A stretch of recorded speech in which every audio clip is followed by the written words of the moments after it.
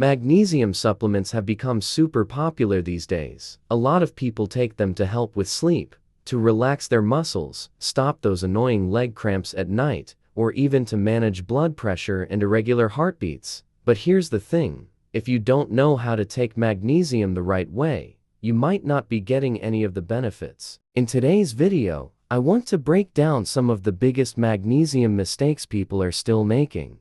And more importantly, how to actually use this mineral the right way.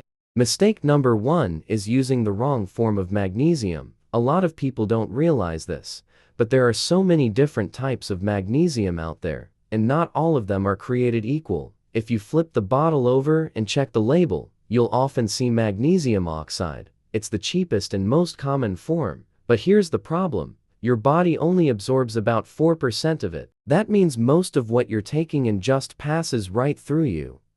What you really want to do is pick the right type of magnesium based on what you're trying to fix. For example, magnesium glycinate is amazing for anxiety, muscle cramps, and irregular heartbeats, and it's absorbed way better, around 80%. If you're looking to support your brain and memory, magnesium L-threonate is your best bet because it can cross the blood-brain barrier. For constipation, magnesium citrate is a good and affordable option. And if you're focused on heart health or managing blood pressure, magnesium taurate is a solid choice.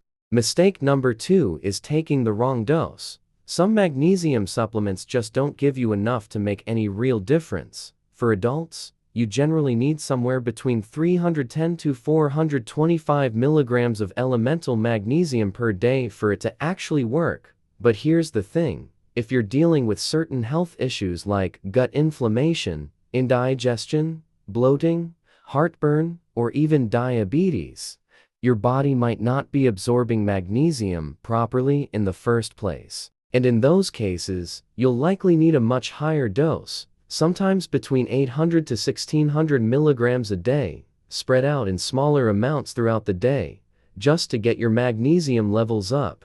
When you start looking at supplement labels, you'll notice that many over-the-counter products have way less than what's actually needed. So people take them consistently and still don't see results, simply because the dose isn't enough to move the needle.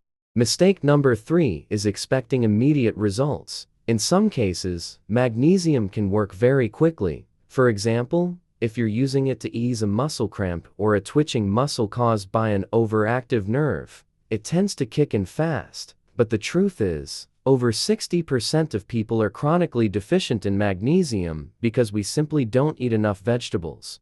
So when it comes to deeper issues, it can take time, sometimes at least 3 months, to actually correct the underlying problem and fix the body's biochemistry. You're not just raising magnesium in the blood, but also building up your stores inside the cells where it really matters. The 4th mistake is relying on blood tests. A lot of doctors still test your blood to check for magnesium levels, but here's the problem. Only about 1% of your body's magnesium is actually found in the blood. The remaining 99% is stored deep inside your bones and your cells. So relying on a blood test to measure magnesium is pretty inaccurate, and honestly, kind of pointless in my opinion. A much better way to figure out if you're low is to pay attention to the symptoms. Things like anxiety, twitching muscles, cramps, high blood pressure. These are all common signs of a magnesium deficiency. If you're not sure whether you might be low, you can check out my video called 12 Signs Your Body Needs More Magnesium. It breaks it all down in simple terms. And then we have mistake number 5, missing the key cofactors. See, in order for your body to actually absorb and use magnesium properly, it needs a few helpers. One of the most important is vitamin D. Without enough of it, you're not going to absorb magnesium effectively, no matter how much you take.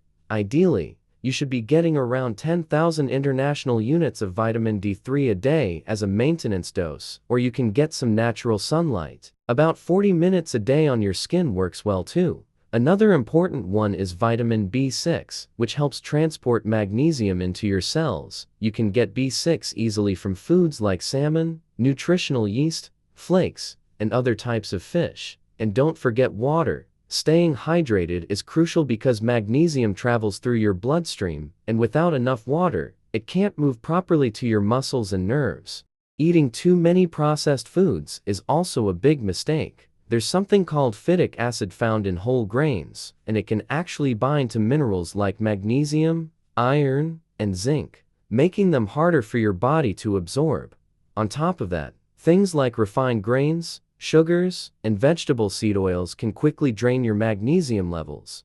Because these foods are so highly processed, your body ends up using even more magnesium just to break them down and turn them into energy. So if you're trying to hold on to more magnesium, it's a good idea to cut back on processed foods and focus more on meat, vegetables, fish, nuts, and other whole foods. These give your body what it needs without robbing it of the minerals you're trying to build up.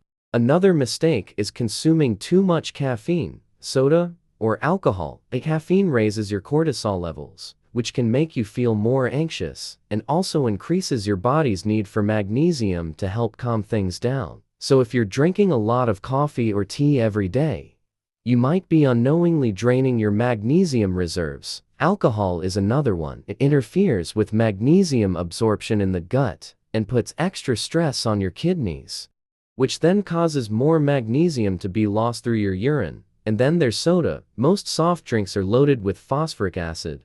That's what gives you that sharp, fizzy feeling at the back of your mouth. But too much phosphorus messes with the balance between calcium and magnesium, which can lead to issues like bone loss, stiff arteries, high blood pressure, and even muscle cramps. Just to be clear, carbonated water is totally fine. It usually doesn't contain phosphoric acid. It's only the soda drinks, whether regular or diet, that you want to limit. Mistake number 8 is ignoring dietary magnesium. Now, supplements are a great way to boost your levels, but you should still try to get as much magnesium as possible from real food.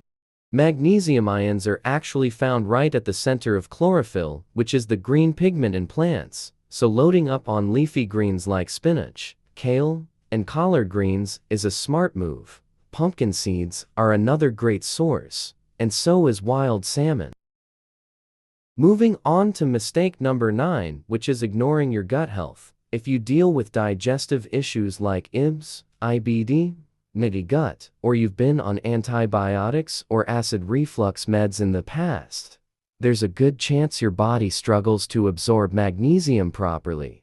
That's where probiotics come in. Specific strains like Lactobacillus plantarum and Bifidobacterium bifidum help improve how your body takes in nutrients. You can get them naturally by eating fermented vegetables, like kimchi, sauerkraut, or other types of fermented cabbage. Also, Lactobacillus acidophilus and Lactobacillus rhamnosus are powerful for gut repair and magnesium absorption. Try adding kefir or yogurt with live cultures to your meals. These probiotic-rich foods help heal your gut lining, reduce inflammation, and support better magnesium uptake. Mistake number 10, the bad timing of your supplements. Depending on what your goal is, magnesium should be taken at different times during the day. If you're just trying to raise your magnesium levels in general and support your muscles and nerves, it's best to spread your doses out throughout the day. If your goal is better sleep or relaxation, take it about 2 hours before bed. For brain and cognitive improvement, you'll want to take it in the morning and early afternoon. That's what I personally do. And if you're using magnesium citrate to improve digestion, it works best after a meal. One thing to avoid though, don't take your magnesium at the same time as you're eating high phytate foods like whole grains or legumes, because they can block your body from absorbing the supplement properly.